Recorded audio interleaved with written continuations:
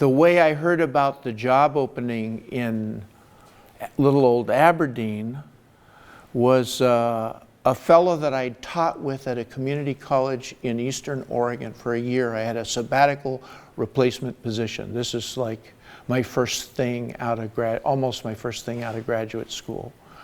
So full-time for a year, temporary, good working experience, but you don't get to stay, right? You take your money and you put it on your resume and go. And the fellow I taught with that year called me up, and this would have been 7 years later, 8 years later. And he said, I heard about a job in Aberdeen. Do you want to come back to the Northwest? I said, oh, I really do. I said, how'd you hear about this job? He said, oh, somebody asked me for a recommendation and I don't like them. So he wrote them their recommendation and then told other people about it, presumably me. And I got the job as a late hire, and my non-tenured track school in Maryland wanted to sue me for breach of contract. Because and I told them, I'm moving home to my family. I got a tenure track position. They're paying me twice what you've paid me for the same job, and so sue me. You're going to have to come out here and sue me. And they didn't. So that's how I got to Aberdeen for 28 years. And say, if things go really stale today, because I don't have an agenda, I would like to speak with you. I've been thinking about this for weeks and trying to imagine who I'd find here today in this same room. And so I haven't taught a classroom of college people for almost 8 years now. And let me tell you what retirement's like. This is why I need you to keep doing well and thriving, right? Because you're helping with my retirement. Retirement is like Saturday morning when you're a kid with better friends and more toys. Or more, maybe it's more friends and better toys. I'm not sure which one it is. But so I get to paint in my case and make prints. And so I'm kind of making good on all those years. I got things started in Aberdeen. And now I have time to appreciate them for what they are, save some, and work on some. And I see things now about my artwork that I didn't see at the time. So I love going back to work that's maybe could be 5, 10, 15, 20 years old that I thought was done then, that could now fits into my life in a different way. So if things go really stale today, I have this list of questions. So because what's college without a handout, right? And so I was telling Dave on the way in here, I'm not sure he wanted to Xerox this, but I've been thinking about, I told you I've been thinking about meeting with you guys, and I wanted to ask I have as many questions, maybe more of you than you do of me. And I thought maybe one way to get that started was to just, in my own mind, think, what would I like to tell a young artist about going forward? I mean, sort of on a practical way, you know. And it turned out there were 31 things. I couldn't come up with 32 and make the number even. And so as we talk and I answer your questions and all, you could look through this, and if there's any one you want to challenge me on or agree with or disagree with or say, what does this mean? We can talk about it, not in order. These are not in order of importance, because obviously, like number 27 is floss every day, you know, and draw every day. And that both of those are equally important, and that's probably should be number one. If you floss and draw every day, you're going to be in great shape, you know, no strings attached. So anyway, on all kinds of levels, we can come back to those. I was just, first of all, I really want to thank Dave Roholt for inviting me to this show and then doing such a nice job of hanging it. And so I was, as I just told you, 28 years in Aberdeen as a one-person art department. That's it.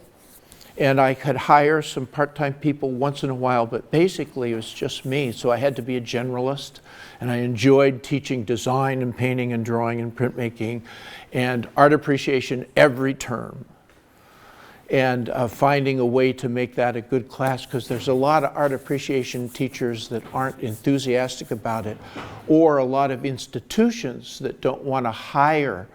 They find that art appreciation is a class they can ship off and do it and offer it cheaply online according to a format. And it's really sad, because this is where we artists get our inspiration, is from art that's already been done, sometimes 1,000 years ago.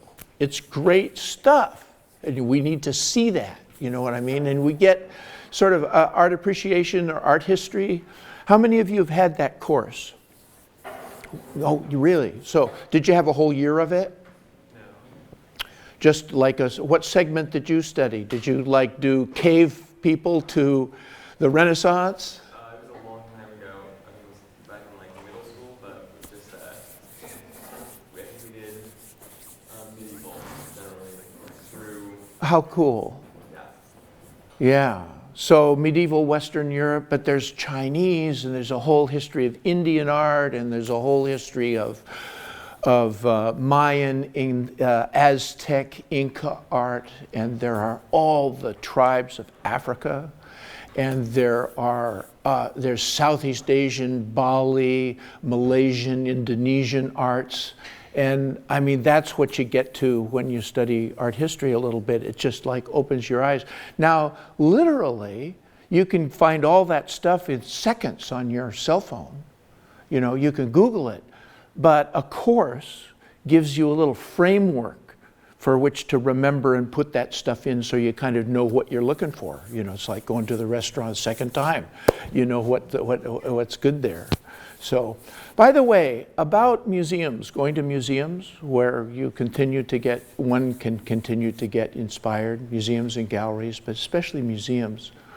They have a bad rep these days because there is an aspect of them that's patriarchal and colonial. But they remain the only places where certain things exist as objects and not digital pictures, and you can see them. And that's important.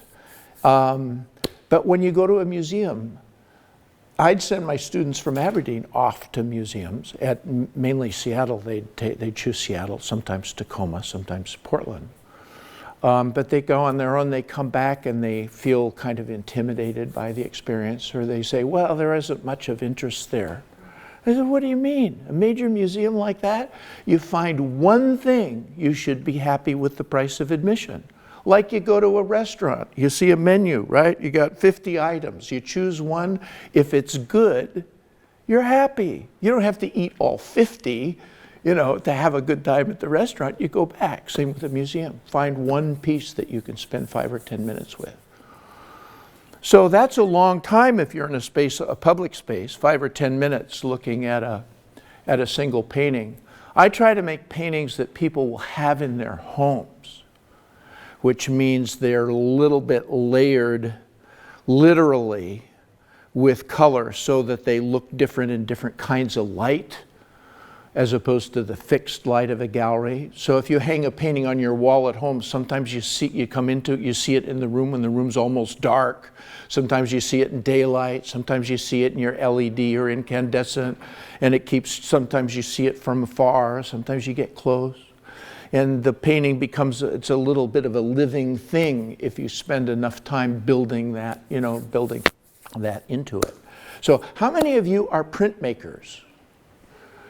1, 2, 3, 4. Yeah, okay. Well, maybe you don't think of yourself as a printmaker, which is just fine. Maybe, but I brought some of my tools to share with you today, if you'd like to see that stuff. The tools that I realize that I have here in those 2 bags and this portfolio, almost everything that I use to produce the work in the show. Everything. So my toolkit is really simple. And so I'm rather old school about my, thanks, Dave, about my equipment. Here's a panel to paint on. I make these because I paint enough that I can't afford the first class purchasable panels. So I found that you can buy this MDF, which is, you know, a hardboard. You call it a hardboard pretty cheaply. Sometimes I use plywood. And then I prime that. I seal that with a coat of shellac. And so the shellac keeps any lignins from this MDF from migrating through. And then I ground that shellac with acrylic. And then onto that I bond a piece of cloth, or sometimes just texture that acrylic with a medium grit and things like that. And that provides a surface that is of panels of my own size and choosing, and it means I'm involved in making it pretty much from scratch. I don't weave the cloth, but I carry this material around because everybody tells you to sketch in art school, and I sketch a lot. But then there's this, what happens between your sketch and your real work, so to speak. And so I found that that doesn't work for me, that every time I copy something or translate it, it begins to lose the original energy and the excitement and motivation that I had. And so I like to sketch right on the panels or the paper that I'm going to do my work on later. And then I'll work over that. And then one of the scariest part of painting, and also maybe the most pleasurable in the end, is that there's no save as in painting. You make a change, and it's whatever was there before is gone. It's just this continually dynamic thing, and I never get over that, you know. So I need a lot of material to work on, because maybe 60% of what I start makes it to the finish line, maybe less than that. And even a smaller percentage of that is really my most exciting work for me. So I just have to make a lot of starts, and so I make my own stuff. What kind of printmaking did you have everyone do this year in terms of media? Sure, so we did both relief and intaglio. So we did Okay. monotype, monoprint, Good. crease monotype, Right. relief print using a lino block. Right, a lino dry block, point uh-huh. On plexi, so, and Shinkolay in addition to that dry point process. And how do you get the Shinkolay paper to stick to the backing? We use Japanese buckwheat paste glue, Yasumoto glue, that stuff in the green. You probably eat soba noodles for lunch There we too. go. It's That that would be a buckwheat. great combo. I like it, yeah. So that's good. So my relief prints are here. Those are bigger than I normally make prints, because, and they've been really, I've got a lot of positive feedback from people for those prints. And I'm happy about that. But it's weird for me because they're so expensive to produce. That's a lot of good paper. You know, and that means that there's a lot and I don't have a press that big, so I have to take those blocks, and I brought the blocks to show you if you want. I have to take those blocks to a fine art printmaking atelier in Portland, Atelier Meridian, and then I have to rent the studio for a whole day, plus the director and an assistant to handle all that paper and all that ink and get it through the presses, and so it's sort of costly. And then how do you frame it? You know, if you want UV protective plexiglass, you're probably talking that's $400 worth of plexi, or if it's UP3, or you can do it less, you know, but then if you sell it, do you really want to sell it to somebody who's going to hang it in a window? And so UP3 is good.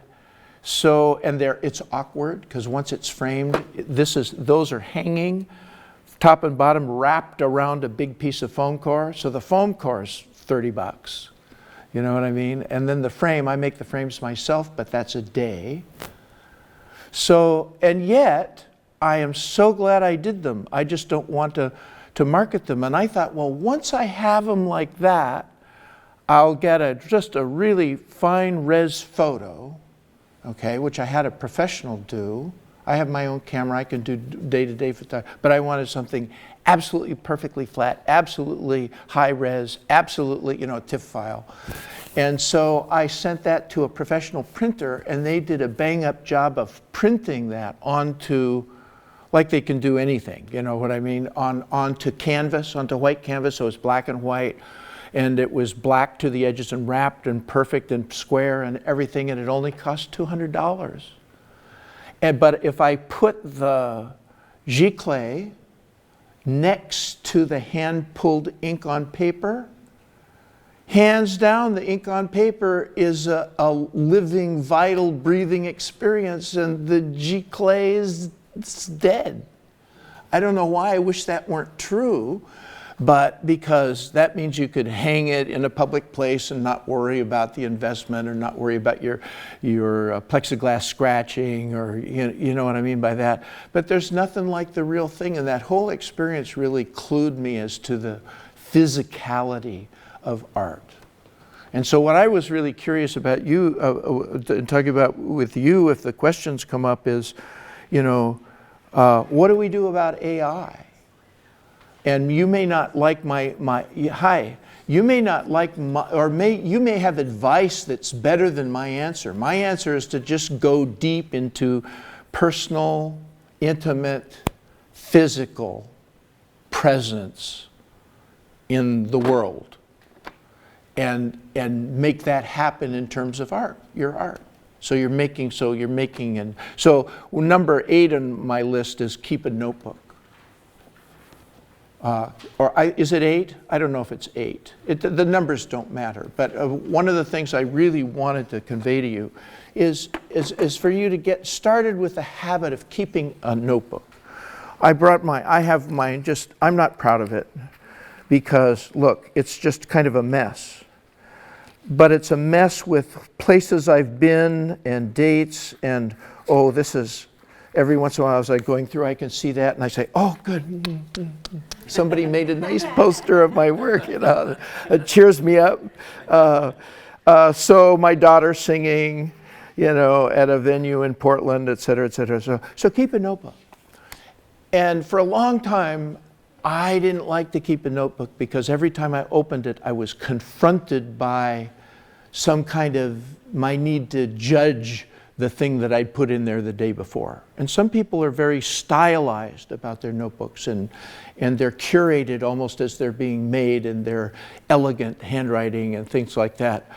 But they don't need to be like that. They can be just completely, and they could also be private. You may not want to show people your notebook.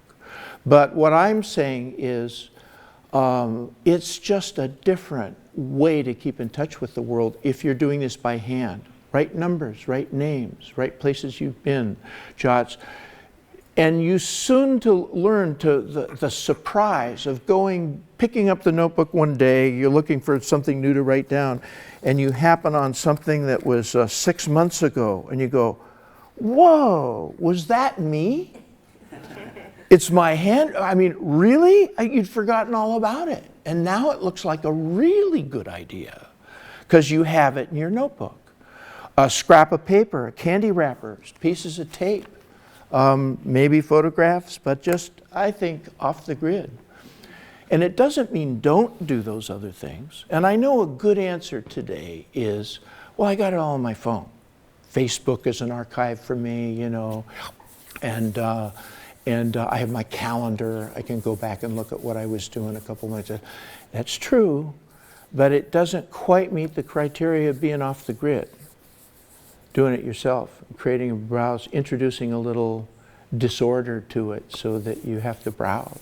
Anyway, I would think about that. I invite you to do that, you know, and then don't judge it too hard. And my reaction, I started to tell you about the notebook and I've seen really beautiful, neat sketchbooks, you know, ready for exhibition. My wife has such. I rebelled against that, and I just chucked stuff in a shoebox. That's why I said shoebox. Handy. Could be a paper bag. Could be a Ziploc. You get a note, an idea, sketch, chuck it in there. Any order. The order doesn't matter. It's that you become acquainted with what you think are your ideas. And you'll notice sometimes the same things crop up all the time. Every time you think you've discovered new, and it's the same thing, you go, wow. Wow, I better get in a new groove. So all kinds of things happen from keeping a notebook. So I'm a big advocate of drawing. I draw pretty fluently. And I think that's, you know, the Cartier, do you know the photographs of Cartier-Bresson? He's a World War II era photographer, wonderful, did a bunch of wonderful things in Europe, just amazing. You know, he could point a Leica at the world and get a golden section out of it every time. His sense of proportion and interval in the viewfinder, or through the lens, I mean, single lens reflex, was just so accurate, so amazing. But he later began to make drawings. And he said, when you draw, you're at the heart of the universe. And I don't think that's, my heart goes out to anybody that makes a living with a pen. I love cartoonists, anime people, manga people, storyboard artists, political cartoonists, art professors, anybody that makes a living with a pen. That's just amazing. You know, architectural draftsmen. And, but there's something about doing some of that stuff by hand, which is interesting because it's a little different surface. So one of the other observations I make in there is, you know, artists, I'm discovering now in my, I like the way the English say it. They don't say old, they say superannuated. So some of us, when you're superannuated, you realize that everybody approaches this different. We, by luck, my wife and I know a lot of the people who worked on the movie Pinocchio. Have any of you seen Pinocchio? Kubo, Coraline, Box Trolls? Okay, we know the people that were involved in doing that. And they're amazing artists. And they all are mastery of physical materials, because that's the difference between CGI and stop action animation, is everything is built. You know, so everything, all the puppets have to be, you know, they're people that they use, you know, high-tech titanium ball and socket joints so that they can do all these incremental little movements, but they wear out and Shannon fixes them. I mean, these are astounding artists with skills in glass crafting, latex casting, ceramic making, jewelry making, small metal sculpting, woodworking. You know, all those sets are made of glue and paper and plaster and wood and all painted, and I mean, just before you even get to the cinematography. And but why are a lot of them are English? Because you get a couple English people on staff at Leica, and what do? They hire their friends from England who wouldn't otherwise have work. And these people come over here and they're on visas as long as they're working. And then the problem for Shadowbox and Leica is, how do you have enough projects in the pipeline to keep your team of artists together? Because you just don't, you walk in off the street and know how to do all this stuff, you know, with material. It's physical. That's what I mean about, it's not AI stuff, it's physical. And so I didn't used to think of, I thought of myself as kind of a non-physical person in the world, you know, because it's only paint, you know, paper, little sheets of things. But then in my last years of teaching, I met students whose whole world has been digital, and using rulers and scissors and cutting things with a saw is all a little challenging for them. Different set of experiences, you know, that's how fast things in our society change and how art should be changing too. But when I say limit to the physical, I think of that as a proposition to offer an alternative to the AI that's going to be running everything, even for educated, creative people. There's a white-collar moratorium in the creative parts of corporations and organizations and even writers for Hollywood now, because those jobs are being already subsumed by AI. So so the question for us going forward, and I don't have too much longer to go forward, y'all do have a lot longer to go forward, is what is it that art's going to offer you and people as a complement to the things that are happening technologically, as opposed to caving to it all the time? You see what I mean by that? And in that, that's the physicality of art. There's a physicality to the digital world too. Our culture likes things with photographic progression, precision, smooth surfaces, shiny round corners. You know, look at the cars and the boats and the phones and the computers, and you know, those are the things. Those are the coveted, expensive, like meaty little objects. You know, that's the sugar. But here we are in the Pacific Northwest. And the reason we are almost late today is because we stopped at a rest stop and Scatter Creek. Do you know that one? And they've got poppy fields growing behind fences because they've decided to, they're experimental plots. And they have decided that the state can't afford to mow so much grass, nor there shouldn't, and the pollinators of the prairies need a place to feed and survive. So there's acres of blooming red and yellow poppies that is the most intense color experience I've had in years. And so we got sucked into Scatter Creek Prairie. And Catherine says, we got to go. If it weren't for Catherine, I'd be later. But I didn't expect to have a life experience with I-5 growing. In fact, I took some photographs, and I'm very tempted to do a painting, a composition, big. It would have to be big. And so here I'd have big flowers, right?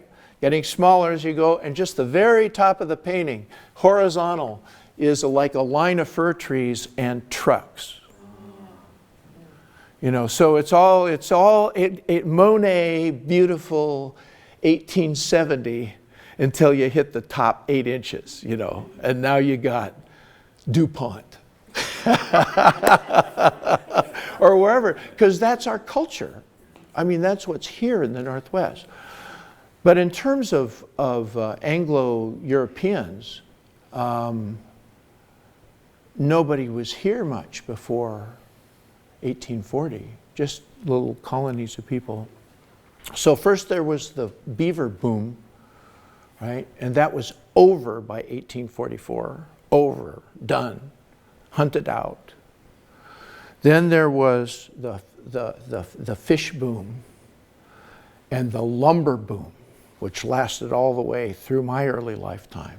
And then there's kind of the tech boom. So, you know, there's always something. And they all tend to move on too. So it puts us in an interesting place. So what I'm doing now in my landscapes, and the reason I call this the Deep Northwest, is I'm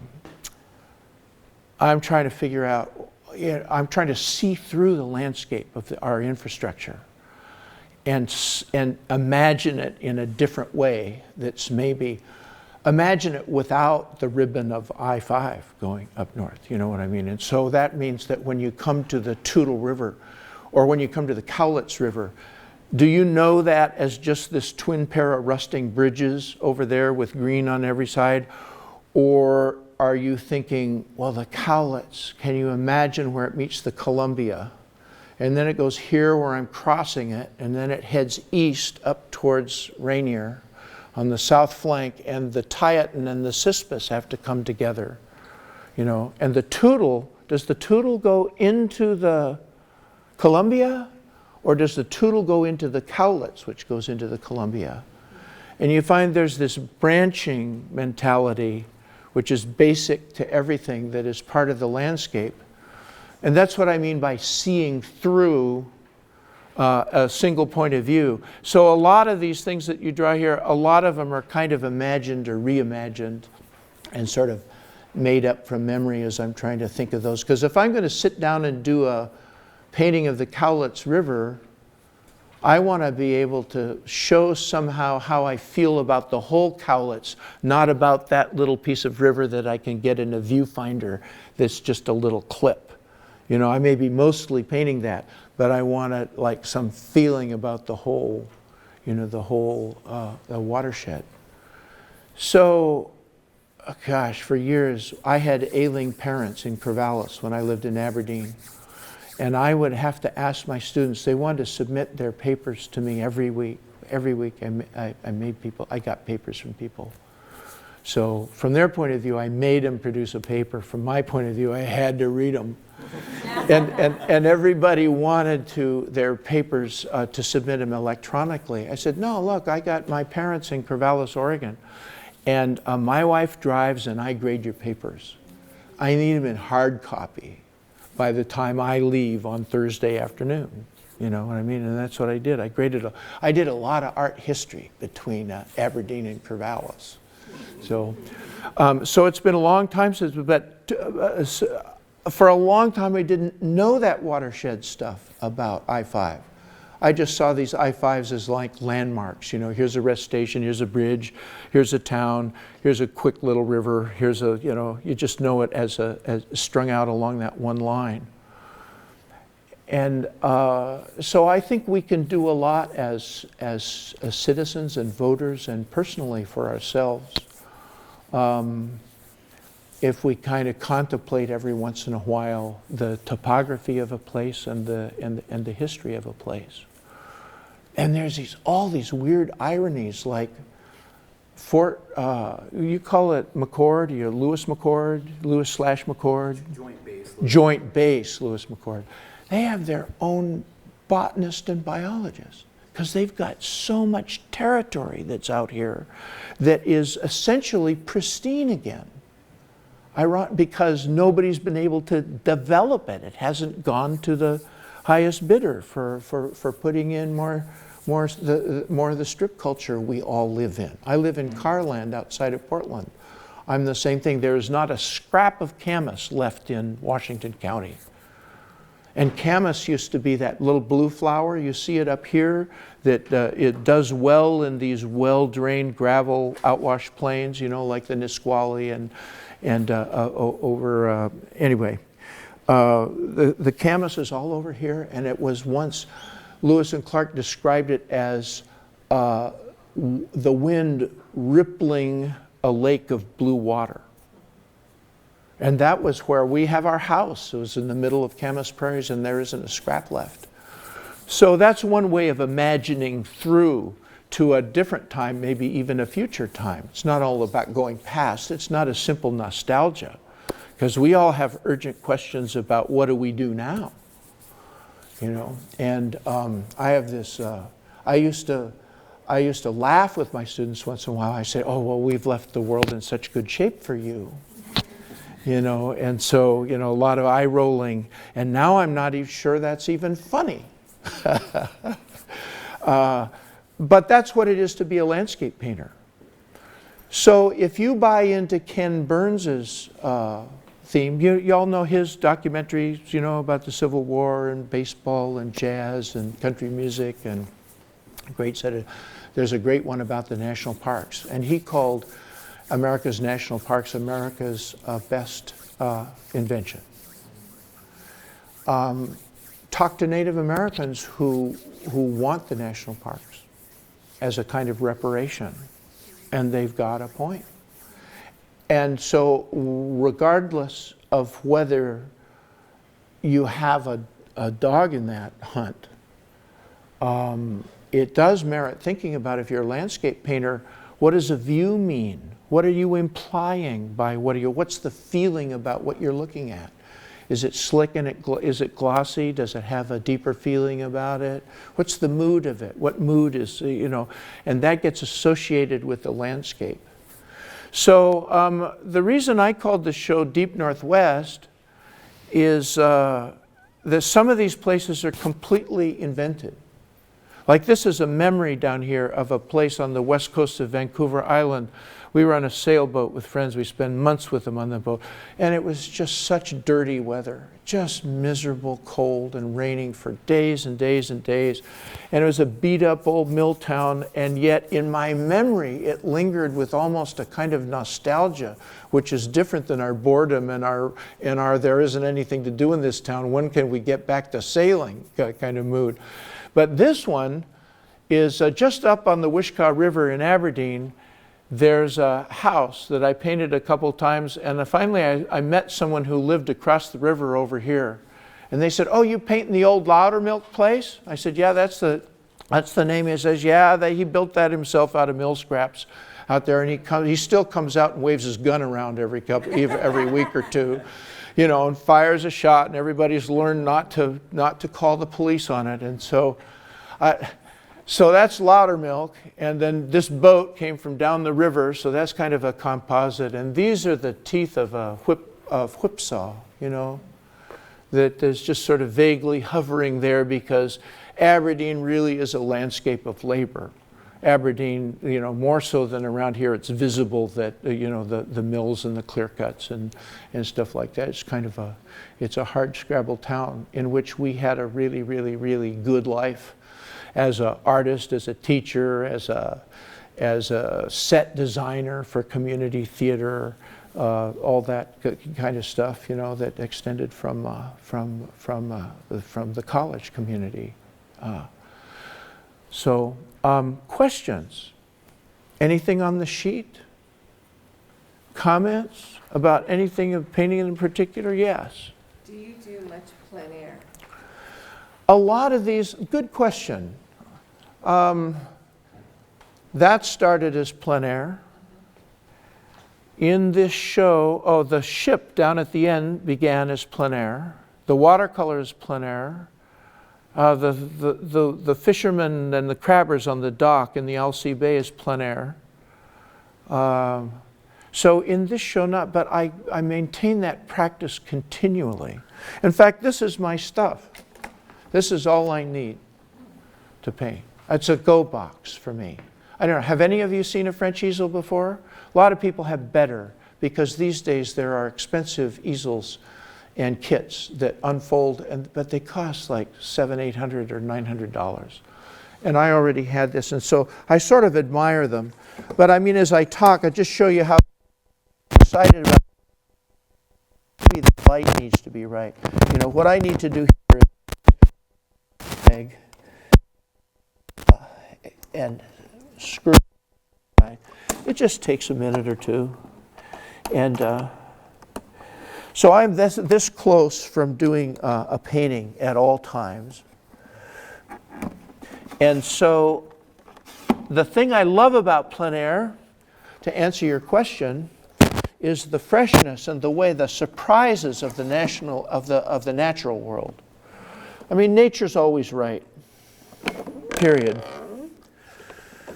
Nature's always right. Now, whether you can get it or not, or in a painting is a different thing. So, here we go. I need to extend that a little bit. So what was that, a couple of minutes?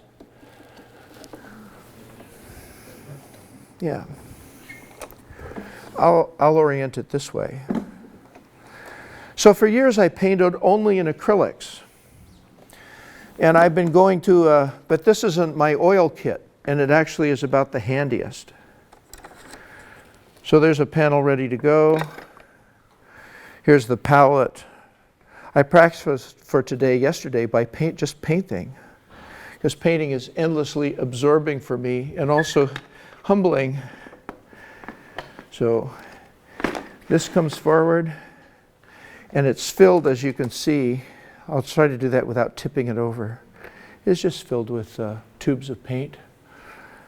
Some of these I bought myself 40 years ago, and some of them were left over in my father's studio, so they might be 60 years old and they're just fine and fresh. It's one of the beauties of oil paint. So I've been painting in acrylic so long, I joined this plein air event for the Columbia River Gorge every year. It's in April. You apply, and they select 40 artists to come out. And I'm the only one painting in acrylic virtually. Sometimes now there occasionally, because it just dries so quick in the wind and the sun of the gorge. And these oil painters made me wonder if I were missing something by not painting in oil. So it's been 2 years now that I've been painting in oil. And no, I don't think I'm missing anything, but I'm also loving painting in oil. And so what that leads me to, that experience is you should really paint in the medium that you feel the most freedom in. And so it's only after 2 years am I beginning to find in oil the freedom that I have in acrylic. And by freedom, I mean the willingness to try something because it's only a painting and go ahead and make a change, and because there's no save as, right? So you're into a dialogue with the painting as opposed to just doing in paint an idea that you had previously that you're illustrating and filling in the lines. It's happening on the canvas. So, you know, it's kind of demanding in that way. And plein air has kept me alive to that. And I'm grateful, and I do that. And so now very often I'll do a quick sketch, sometimes in oil, sometimes in charcoal, of something outside, and then wait a few days and work on it at home, but sitting outside. So is that plein air? I'm outside, but I'm painting something that I remember on a sketch rather than what's in front of my eyes, and that's not in the spirit of plein air as we talk about it now. But I find the plein air painters maybe a little conventional. I don't know. This is a funny category. First of all, it's great you paint. It's great you paint outside. I mean, you know, we, and you're doing no harm. But if you know some kind of art form where somebody comes up with something and you go, you know, they're pretty good, but, you know, I've heard it before. You know, it's not, it's good and it's enjoyable, but it doesn't have that, boy, it's really exciting if something's a little edgy. It feels like individual, like, wow. It's good, but it's also got that quality. I've never quite seen that before. That's really neat.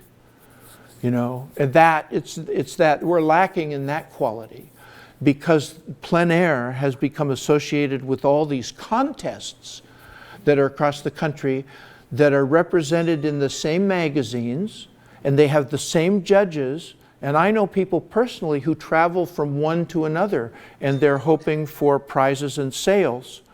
And for that to happen, everybody has to have a kind of shared narrow standard. So the advantage is the average level of quality is really high. But we're also missing that super risky category because everybody's trying to please the same judges. That's mine. I got a new phone last week after 8 years with an old one, and it's like living in a different universe. I feel so stupid that I neglected to turn my own phone off. So I'm going to figure that out. What do you think? Airplane mode ought to do it? But it needs my code first. Otherwise it won't work. Done. Thank you. So I sometimes have a chair, but not today. I didn't want to bring it, but I can carry all of that. It's really easy. And if I don't want to go to quite that much trouble, or if I don't have the time, or if I'm a passenger in a car, I always have this with me too, which is, I should have, item number 32 on that list should have been always work on good paper. So my father told me that. He was an artist, and I fortunately listened. It's one of the things I did listen about. So that's watercolor paper, 300-pound paper. So what this represents is a failed watercolor that then became an acrylic, that failed again, that got reprimed over, and I'll pass that around. It's got a little grit in the surface, so I toned it. I just happen to like that sort of warm grayish kind of thing. So I toned it, And now it's ready for a drawing with charcoal or pencil or something like that. That's the beginning of a painting. And so some of these sheets are living their third or fourth or fifth life. Some of them are grounded on both sides because I failed on the other side of the paper too. But the point is that paper, some of these sheets are literally 40 years old, and it's flexible, it's not tearing. That's what I mean by good paper. It's good rag paper. You know, it's got long fibers to it, and it's heavy, and it's an infinitely reworkable surface. And after a while, it acquires a quality that an old tool has. So I don't know if this is a generational thing or not, but I have my grandfather's tools, some of them. And they're nothing special. I could go down to the hardware store and buy an equal quality hammer for 30 bucks. But it doesn't have 3 generations of patina on it from the nicks and bangs and having been used. And, you know, there's a certain quality. That's that physical thing again. And those same qualities wouldn't even show up in a digital picture. You know what I mean? So, what do you put on the paper? oh, acrylic, acrylic like a gel. And sometimes there's a, they call it like a paste, a modeling paste, has a little bit of tooth in it.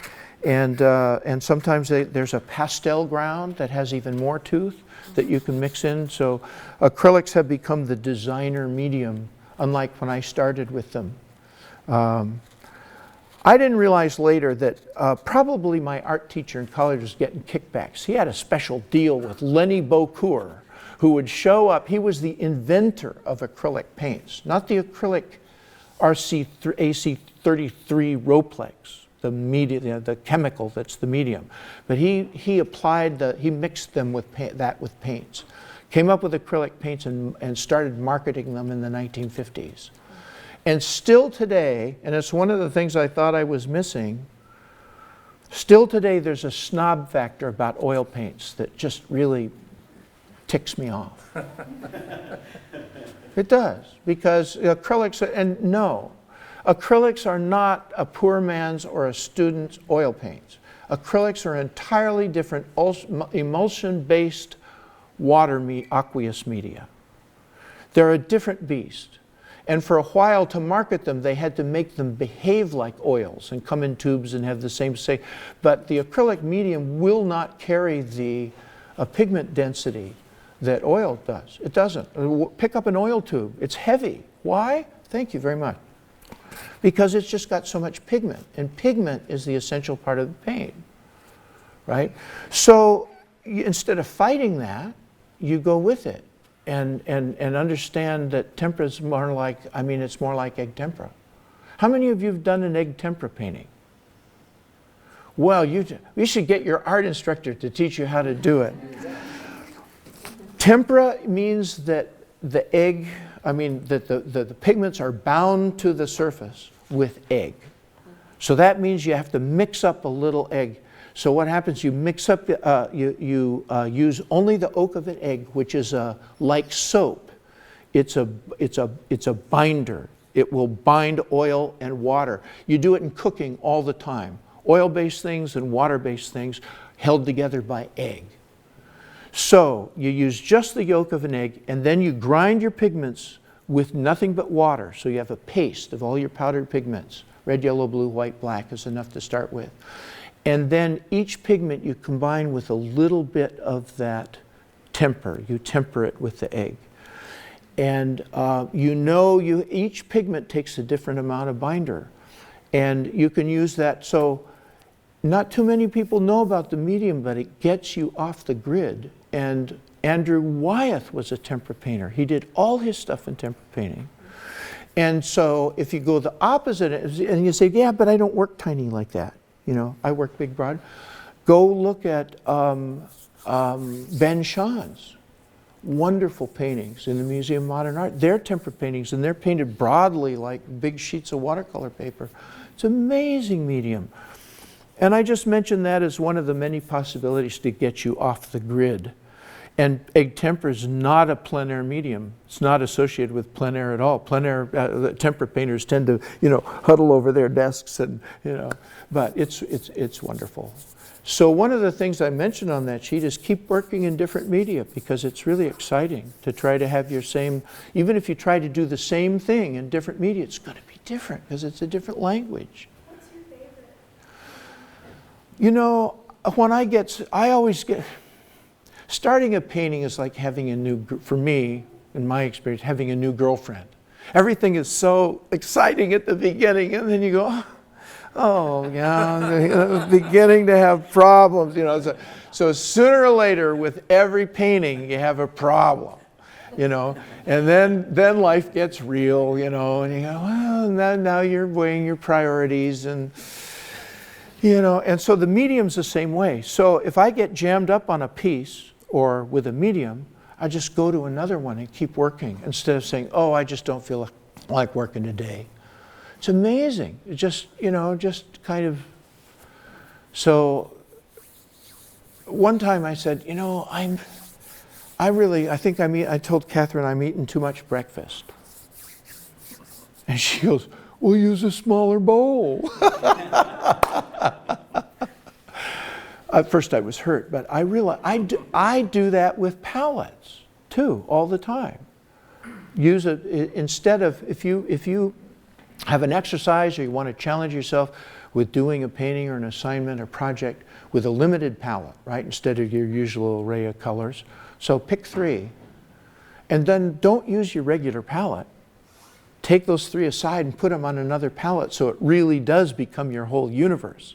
In other words, you physically enact, you be the things that you want your work to be. And it's a very physical relationship with your work. And that's what's a little bit in danger with all of the digital media. Not because it's new, but I'm constantly querying people about what I should be doing as an artist to get on with my work in what contemporary terms would be called branding and marketing. And everybody says the galleries are, because galleries mostly do not do this for you. It's up to you, or you hire somebody to do it. But that means mostly social media, which means you have to stay flexible about which ones, because there's a constant parade of them. It's slow motion, but you know, this is out and this is in and this is out and this is in. And the algorithms are changed by the companies. And to me, it's such a split of mind, because I want to live in this physical world, and I'm certain that I've been telling you about, with art and materials and, you know, contact with nature and real people and things like that. And yet the pressures of getting on and having a career in an attention economy all have to do with the way you represent yourself digitally. And I can't afford to hire anybody to do it anymore. So I have to, but I have to, because whereas a lot of artists have one big gallery, that's it. Might be in Seattle, might be in Portland, San Francisco, New York. Like you sign a contract with Gagosian if you're maybe lucky. And so that's the high end of the, because they're big prices. And they bring you their clientele and they command your social world. Even in a place like Portland, right? Because they've got their clients and yours, but it's all part of this sort of personal network of and use of disposable income. And I have chosen a model where instead of having one big gallery, I'm not even sure they'd have me, but I didn't wait. I show in Astoria, Oregon, and I show at the Riverseat Gallery, and I show at the Art Adventure Gallery in Madras, Oregon, which is center of the state. That would be like TWISP, you know. I show in Newport, I show in Corvallis, I have a regular gallery in Eugene, and I show in Portland, and I've shown in Beaverton. How many galleries have you done or exhibits have you done, and which one was your favorite? Oh, well, those are the ones I'm doing just like within the last year. And again, but they all have their thing, but the point that I was making in response to your question, I don't have a favorite. Nobody in those separate little markets, they buy a painting here and they buy a print here and a painting here and a painting here, 2 paintings here. But nobody knows what I'm doing in those other places. And that's what Instagram should be for me. But I have a hard time generating that third eye that not only allows you to do what you're doing and enjoy it and be with it and in it, but you're constantly styling for yourself. So, oh, I need to take a video of this now and post it. And you can do that very fluently, but I'm having trouble doing it. And I don't know if because it takes away, for me it detracts from my experience. So that's what I'm wrestling with now as an artist and a professional artist, is how to balance those things and also learn some skills so that it's not so taxing for me to do that. I think it's less taxing for people who've grown up in that world. So, yes. What advice would you give to a newer artist that's taking on their first large canvas? First large canvas, work fast. Work fast. So use a big brush. Bigger canvas needed a bigger brush. And there are pictures of Matisse in the 1950s, early 50s, designing his chapel in Vence. And he's using a tool that we set painters use, which is charcoal at the end of a bamboo stick. So if you can stand, if you have a big canvas, instead of standing here at arm's length, if you can stand 3 feet back, 4 feet back, it's amazing what a different view that is. It makes you appreciate Michelangelo too, doing that Sistine Chapel ceiling with his face, practically in the plaster. How did it all come out so proportionally? That in and of itself was yeah. But Michelangelo was great because, not because he says, oh, well, I'm the marvelous Michelangelo, but he was great because he was willing to change the contour on a figure drawing that he's making, a study of the big toe, to get it right. You can see where he moved that line 4 or 5 times, thinking, well, no, that's not quite right. Or he got 3 months into plastering and illustrating the Sistine Chapel ceiling, and he realized he had the wrong fresco mixture, because he was, after all, a sculptor, not a painter. He hadn't apprenticed with painters. He'd done panel paintings, and they're quite good. But he chipped it all off and started over, instead of going, it's just the Vatican job, Yeah, it doesn't matter. They won't know. They won't know it's bad for another 100 years or so, No, he didn't do that. He went and started over. So, exceeded the assignment. So, working large is great. I have one story for you.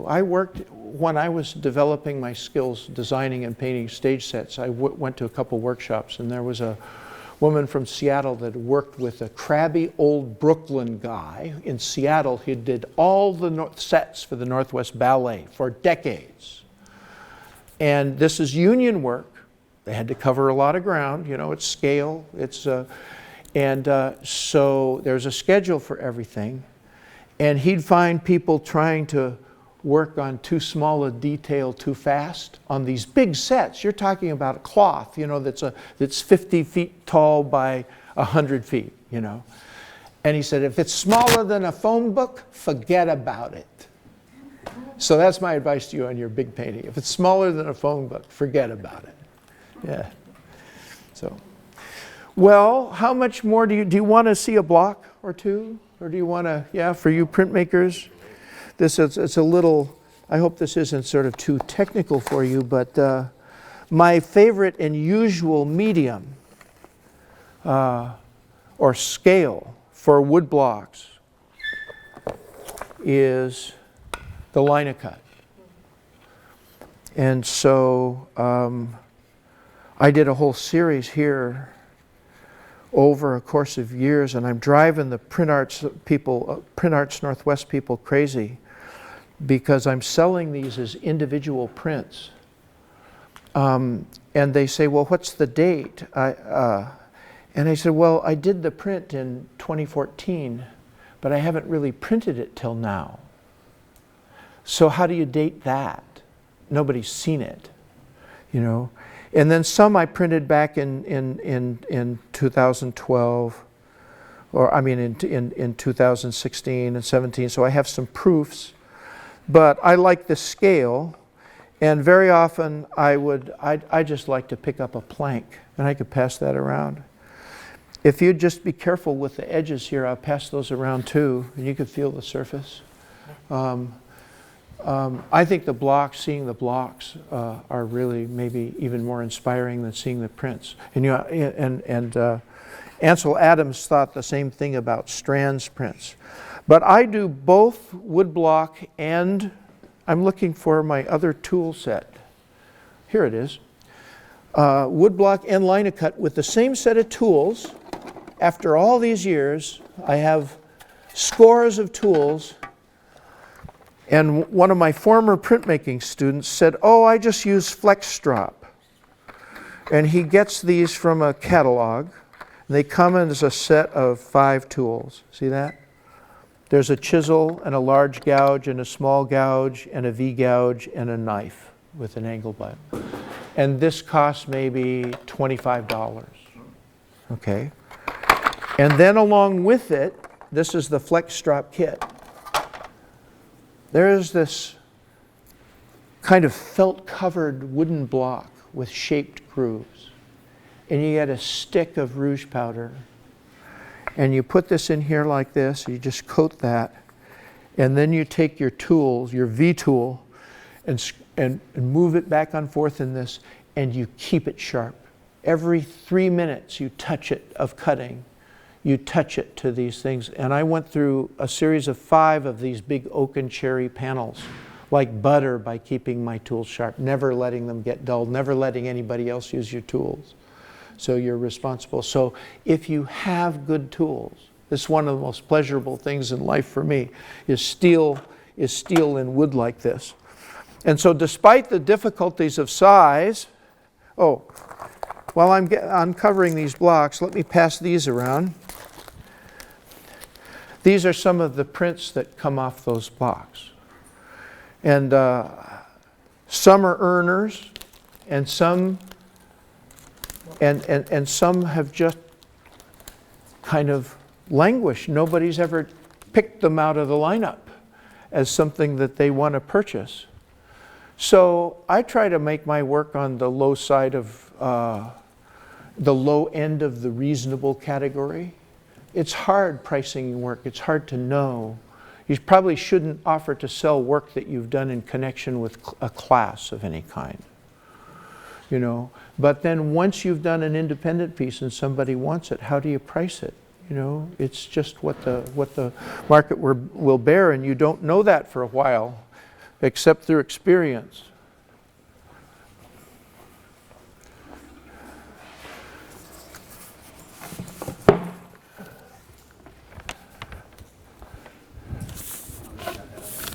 Yeah. Oh, thanks.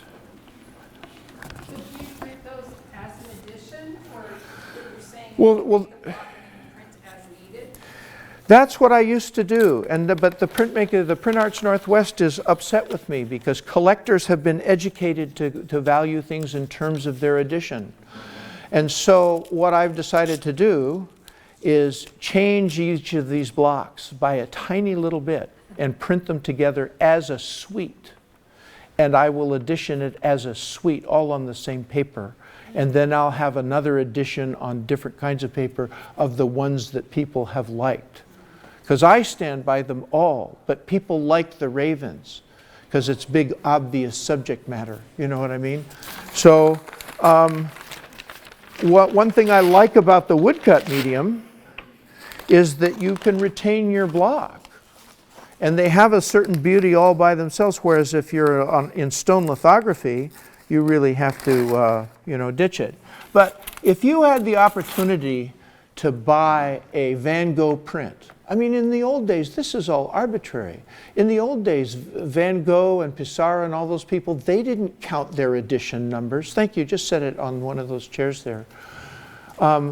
They even cut the paper, the margins out around it and just signed it, just signed it within the print. They didn't offer a signature. They didn't go with those conventions. Would you turn down a Van Gogh print because it didn't conform to the Oregon Society of Artists standard for labeling prints? No, give me a good print. So that's the way I've always thought, but I have to respect my professional peers too. So I'm trying to find a way through that. So this is, You could buy, thank you, Dave, for bringing that over. Let's, maybe I only need to show this one. Okay. There we go. I've handled this board so many times because I try to live within my means and I don't have a big studio. So I did this on our kitchen counter. So there was a lot of chips I was sweeping up every day. So I worked on these I kept myself to 3 hours a day of carving. All this is with those hand tools that I just showed you. Because I've known people who've gotten carpal tunnel syndrome, and it's from just too much of a good thing.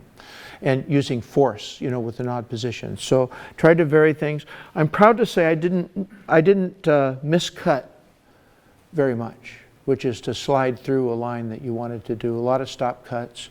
And this is part of a long-range project to bring my printmaking work, especially my relief cuts, into a closer relationship with my painting in terms of subject matter and style and everything. And so the way I undertook this, I had sort of an invitation to show at a place called Elizabeth Jones Art Center in Portland. They wanted some river scenes. So I thought, okay, now's my chance. And I had signed up for a big ink, which travels all around the country with a printing press, and you pay $350 and you get, and you bring in a completed woodcut block. And they told me that anywhere up to 4 feet by 8 feet. And they'll print it. It's amazing. And so I signed up for that, and you get 3 of your prints at the end, and you pay for the privilege, and you got their set of instructions. And their instructions are buy Home Depot project wood, because it's pretty good in terms of cheaper plywood has hollows underneath, and when you go to ink it and put it through a press, it won't take the ink.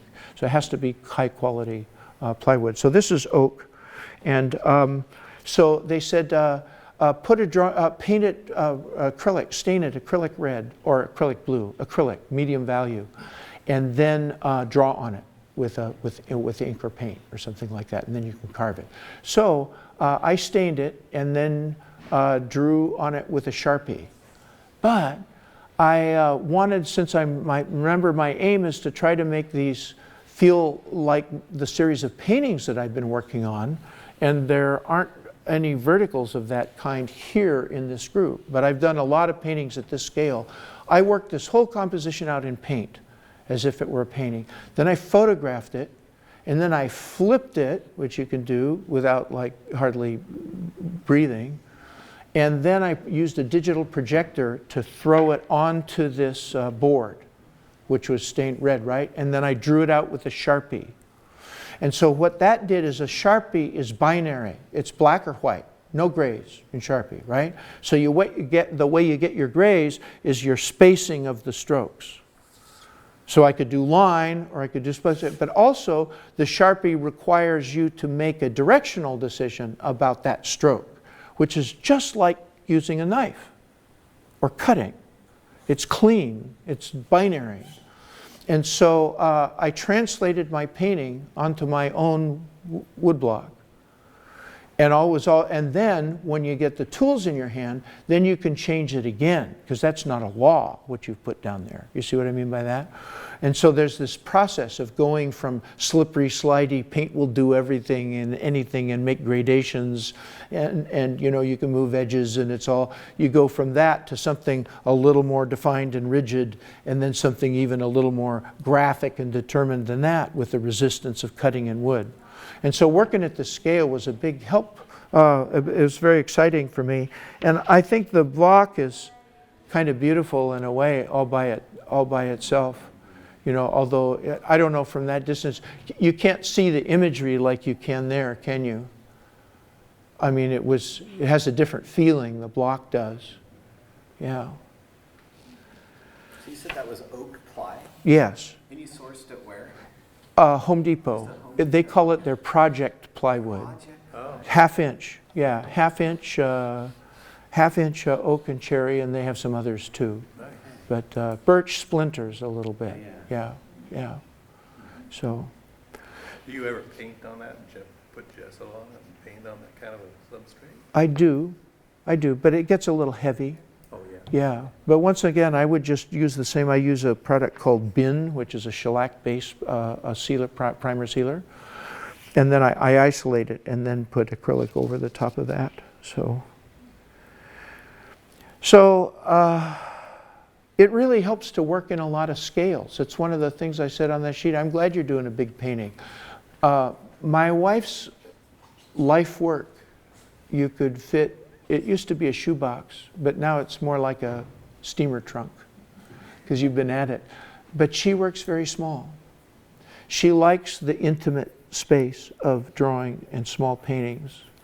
And I think she's got a sort of a little chip on her shoulder about the grandeur of, you know, the heroic male artists of previous generations and the large pieces hanging in galleries and all that. And there's a lot of truth to that. There's an American cultural bias about, you know, the novel is better than a short story, and the short story is a better accomplishment than a poem, you know, and works on canvas are better and more valuable than works on paper. That's horsepucky. All of it's, you know, it's terrible bias. You know, some of the great works are small and intimate. And my favorite, one of my favorite printmakers, John Buick of Northumberland, he's the guy that took a wood engraving from being a sort of tract illustration medium to a fine art all by himself. You know, so anyway. Are we running out of time, or do you want me to go on? Am I speaking too much without asking the questions? Let's go to, I'd like to know what you think of some of those things there. Terry? I was curious, how long did it take you to carve something that size? Well, I worked on a series of 5 of them for 3 hours a day for about a month. And at the end of that month, I was pretty much done with it. So a month is 30 days with a few days off, so 30 days, 90 hours divided, let's call it 100 hours, divided by 5, 20 hours apiece, 20 hours. Do your hands not hurt really bad after that long? No, well, I have a lot of hand strength. You know, I'm lucky with that. And I've used my hands for everything for a very long time. I finally realized that I'm an artisan. I'm not an entrepreneur. I don't hire other people. I don't invest my capital. I don't risk my capital. I make my living by making something with my hands that somebody's willing to buy. And it doesn't have to be for a lot of money. I mean, I've had modest success. But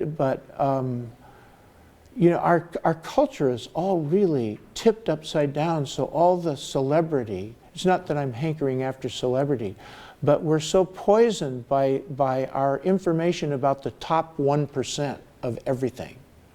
You know, the top 1% of sports salaries, or the top 1%. I mean, it's just like, really? And, you know, if you can make a living doing what you want, I'd rate that pretty high on the scale of success. And hopefully, because we live in a cruel culture, you better make enough money along the way that you're sort of protected against the vicissitudes of life. It's the only thing going in our culture, you know, for that. So to do that as an artist, I think, you know, so at this point in my life, I'm making a living from my art, I guess you might say, but you better not, I'm probably doing that at the rate of $2 an hour. You know what I mean? So, if you know what I mean. So, and my needs are simpler. You know, I'm not helping a kid go through college or you know, keeping up with the latest automobile, or, you know, I paid my, so our needs are simple. So that's what I mean by a living. You know, I could get, so that's kind of satisfying. But so here's the downside of my decision about marketing and AI and the physical limitations of art. The downside of my decision is a lot of what I do doesn't scale. It just doesn't scale. And so the person that I'd hired to talk about my marketing with said, well, you know, what do you want out of this? More sales? Maybe. More people in your classes? No, I have enough people in my class. You want to advertise new classes? No, I'm teaching enough. And so, well, what is this all for then? What's your metric? Because it's all about, I can't just, anything that I do, I can't turn out paintings any faster than I'm doing. I can't, it doesn't scale. I'm just doing what I'm doing, and that's it. And so I'm lucky to have found a little, like a niche, and some people say it's privilege, and sometimes I feel like I've really earned it, but in truth, deserve's got nothing to do with it. And basically, I just feel lucky, that anybody would want to sit and listen to me. So thank you for twisting their arms and withholding their grades unless they showed up today. Yeah. Is there anything you'd like to know about any of these particular paintings that you may have passed in the last month or two? Any item on the page you'd like to bring up? Yes. I did have a question. Some of your paintings, you have a very like abstract way of doing the background. Like it's very a lot of times it can be very vague and just one time like a color here and then a color here, and that's just kind of how it ends. How did you kind of come up with that sort of style of thinking or way of doing the background? Like very bold and quick, almost it seems. That's a really good observation and a good question. I think that comes out of, that's a big aesthetic decision that goes to the root of everything for me. And to try to, just to be direct about it, in my painting, I try to be a person that looks at something and gets an impression on it and holds on to that. And then the painting is about the strength of that impression, and it involves saying only what I saw in that moment, almost out of the corner of my eye, and not saying everything else. Because the tendency is, oh, I saw this figure in the doorway. I just like the way that shape worked out of the corner of my eye. Now I do a painting of it, and I sit down and I'll study, I'll hire a model and have a painting, and I start doing the shoelaces, and I start doing the exit sign and the sockets on the wall, and you get all distracted by this reality that had nothing to do with your motivation for doing that in the first place. And so my painting is a process of leaving things out as I work on the painting gradually, not deciding ahead of time, but just kind of finding what I can leave behind and kind of get to the essence of the matter. And so I'm trying to have a few areas of interest in the painting and everything else be there as a kind of supporting actor. There and perfect for the job, but not trying to steal the limelight by becoming another thing or another object or another detail or something like that. So it also lets the paint speak, and it lets the image breathe a little bit. And so that's why I'm saying it's a complicated question. It goes right to the heart of everything. And what do you leave out and what do you put in? Trial and error. It's only a painting.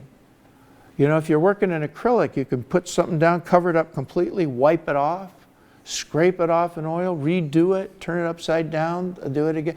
I mean, really, just keep putting it through its paces. And a painting acquires over the time a kind of a skin that is a result of its own making. It isn't like a texture that you've laid down ahead of time to get kind of a premeditated effect. It's like the rougher the surface is, the more mistakes you've made there. But if you keep making mistakes, then they all even out and become, I don't know, it's just this, the surface should be to your taste. And everybody has a different, set of, I guess, just preferences. It's personal, just really personal. So the working over and over and searching for what to leave out, and eventually getting simple, happens as a whole bunch of trial and error. And I think in general that's what art is. You try to make it look a little easy. You don't want to see somebody get up on stage and struggle like, oh my goodness, they forgot the words of their song. They want to make it look easy. As hard as it is, You know, opera's easy if you practice hard enough. So, thanks for that question. I appreciate it. I guess you call that abstraction. How do you abstract? Abstract means to take and present the most important part of. So when you go to a library and ask for an abstract, they'll give you a summary of a book. You know, so. But my test is my memories of the Northwest, which is a different Northwest than anybody now is growing up in. I mean, I-5 wasn't built when I was born. We didn't know about plate tectonics when I was born. We didn't know about the human genome when I was born. The digital world really was in its infancy when I was born. Transistors didn't happen until, I think, 1953, maybe. That's within my lifetime. Transistors, really, much less circuit boards. So it feels kind of quaint to be painting, and at the same time sort of relevant.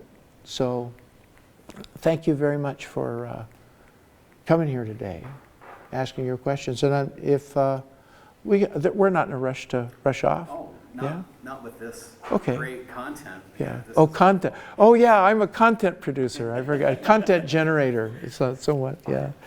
Yeah. So style is brand, right? Would you question that? Anybody? Style is brand. So every gallery has a certain number of artists, and each one of them is carving out a different bit of the spectrum on the style band. Right. And that's how they're honing themselves. And that's what graduate school is mostly about these days in fine arts, I would say. Either that or teaching. Yeah. How many years are you out of school, Mr. Roholt? Oh, let's see. I was done with my MFA in '06, so approaching 20 years now. Uh-huh. But couldn't leave it alone, hence back in the false world. I like the false world of academia. I don't necessarily want to leave it, you know. I love it. Oh. So. Well, I would quarrel with him on that. I wouldn't say I generously include myself. Sure. I don't say we're a false world. I say we're an alternate real world. Because it's a world of consequences, and it's a world of real relationships, and it's a world of, but it is removed from this other world. But I think it's true to its own rules. Yeah, pretty much. Yeah, it's a privilege to be involved in a school. I did a Fulbright exchange. I was selected, one of the happiest days of my life, when I found out I was selected to go abroad and teach in England for a year at an art school. And they send their English art teacher to little old Grays Harbor College. And he was thrilled to come with America.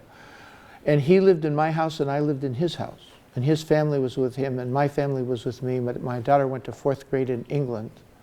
And I thought, oh, here I've been a one-person art department. Now I'm going to go to a real art department with 15 other art teachers. And it was a marvelous year. But when I got back, I was able to tell my students that I got better work out of their responses to my assignments and challenges at little old Grays Harbor College in little old Aberdeen than this whole big art school in England. Because they were extremely responsive to work and challenges and well-explained fundamentals and so forth and so on. And so it's a completely unintended consequence of my year abroad that I felt happy to be home. That's a great point, Eric. Would you elaborate? And I have a conversation with students on this topic in great degree in terms of like what to look for in a school. For example, I have a lot of international students that get really hung up on the overall rankings. They're looking at U.S. News and World Report, etc. Oh. I mean, there's certain advantages of being at, high-end prestigious schools, but what's your take? If you're in a position here where you're looking to transfer to a four-year school or eventually graduate school, what are some landmarks you would look for in an academic institution, do you think? That's a great question. I've given that some thought, but not quite lately. I'm trying to think if any of my answers when my daughter was looking for colleges, I thought, and our friends had people going to school for the first time. I would say the first mistake is that the school ranking is irrelevant. It's the ranking of the department that matters. Because you can have a number like a number, let's say for example, a number 100 level school that has a first-rate art department. And that maybe that's what you want. But I mean, that's assuming that you know what you're going to do when you're 18. I don't know how you know what you're going to do when you're 18. It's increasingly complicated. So good general programs. But I do suggest that, and here's, I think, the main mistake maybe I think that people make, is they think that a more expensive or a more prestigious school gets them better instruction, and it doesn't. It gets you a tougher peer group. It gives you a more talented peer group because they're picking and choosing who they want for whatever reason. And the instructors are marvelous all over the system and in private schools too. There's just great departments all over, science, math, art, everything. Talented people committed to teaching, like their jobs, you know. They're not trying to skive on their office hours or anything, you know. It's just all over. It's great. Community colleges most especially, you know. So it always grated me a little bit that I was at a community college. I thought it was, for a while, I thought of it as kind of a second tier situation. And I came partly through my experience in England and partly doing through curriculum development. I realized that we collectively at this level were just doing a really good job as far as I could tell in terms of training people up for what they really needed to know and not misleading people, because it's a competitive world out there and you got to have some talent. And then you have to combine that with all your just show up on time and be a citizen business, you know, living, be a person. So, yeah. But there's a higher percentage of those people at select institutions, the higher up the ladder you go. It's astounding. Whereas, you know, you may have really talented, so the density helps push you as a student. Whether that's worth it or not, I don't know. Just get through without debt. Whatever you need to do to get through without debt, or much debt. Because as soon as you have debt, you're chained. Yeah. Debt for graduate school, maybe, but not debt for finishing undergraduate school. I'll figure it out. I mean, it's tough. I get it. The schools have done such a poor job of communicating to people the realities of what's at the end of the rainbow for their discipline, especially in the liberal arts. So there's an oversupply of educated, once encouraged, now disillusioned people, you know. So, but I don't know. There's a lot of hope out there too. Stopping at this, and you never know where it's going to come from. Stopping at this poppy field today was just an absolute miracle. We got down and looked at these little buds. They're all, some of the poppies are all over the field, but some of them hadn't come out yet, and they burst out of this little green pod, this hairy green pod. It's just, and then they produce this little beautiful chalice, like as a seed pod. Amazing. Now I got to put them in my garden. That would be number 33, by the way. Get yourself a garden. Even if it's only a single pot out back or out by the driveway, because then you experience for yourself the miracle of seed. It's just amazing. All the stuff that goes on without us. It's amazing, you know, just amazing. So, poppies, love it. Anything else?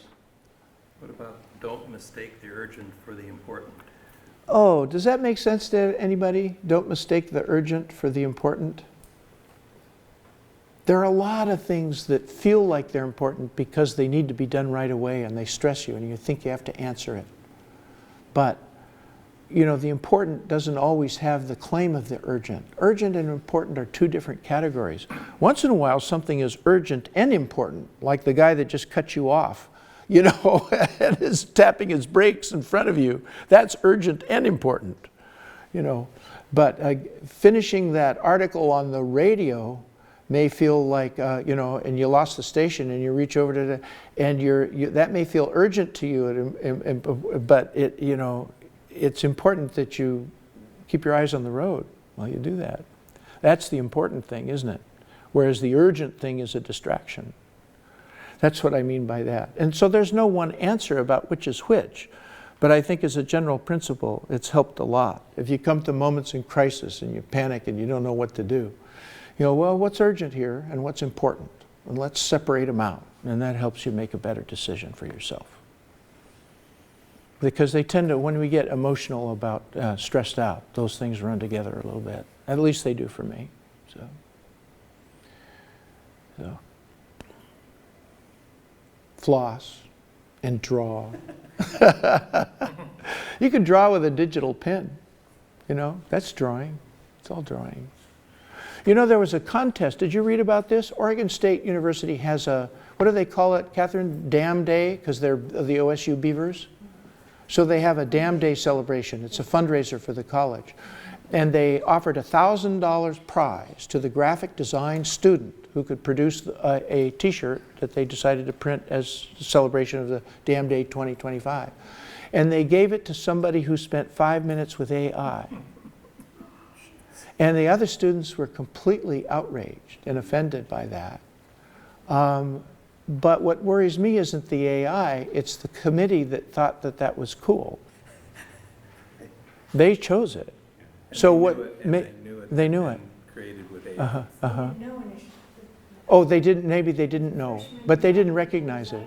Yeah. Student digital design who brought it to their attention, and she was interviewed on a Portland television station.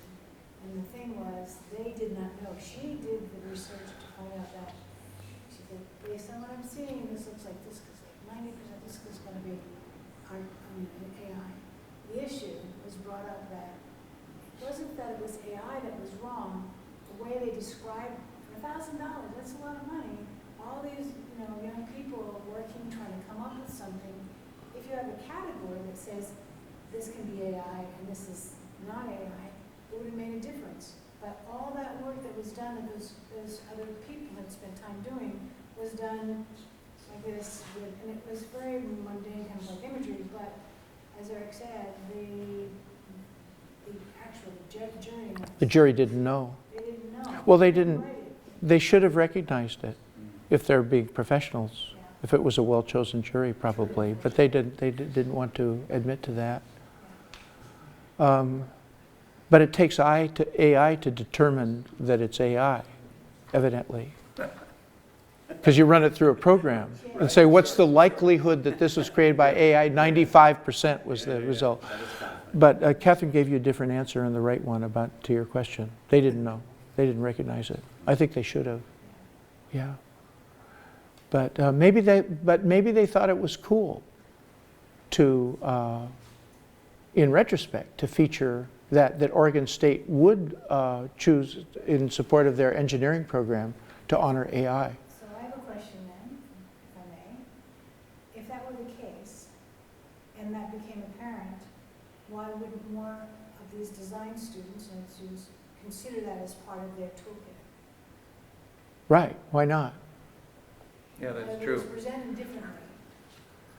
I mean, if it's part of your toolkit, you know, people may have, you can see I'm very passionate about this because I think the hard work that these other students have done deserves more recognition. And $1,000, we all know you're a freshman in school, that it goes a long way. And that someone spent and just kind of like plug something in, it just seemed like a very disadvantage for all those other people.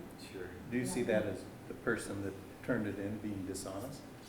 Oh, I don't know, under the terms, no, it didn't violate any of the terms of the, Didn't violate, I mean, but he or she knew sure. Yeah, they that, didn't say anything about it.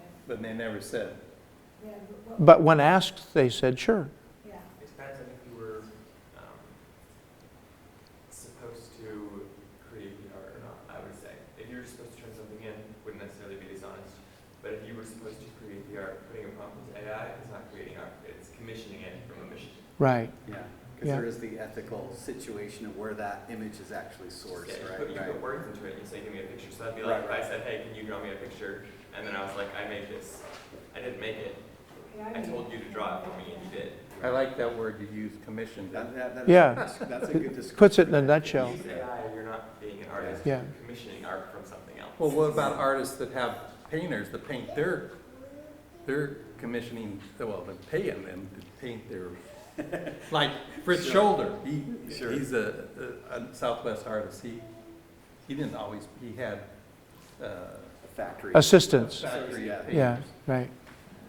I Yeah. don't know. Where's the line? Right, right, right. Yeah, yeah. Because then you Yeah. have artists like, large installational artists that have a crew, right? So then it's like, do you become a conductor or a, as opposed to like the art maker? Right? Sure. Like what's the role then? Andy Warhol would fit under that umbrella. That kind of discussion, Julie, right? Same sort of thing, right?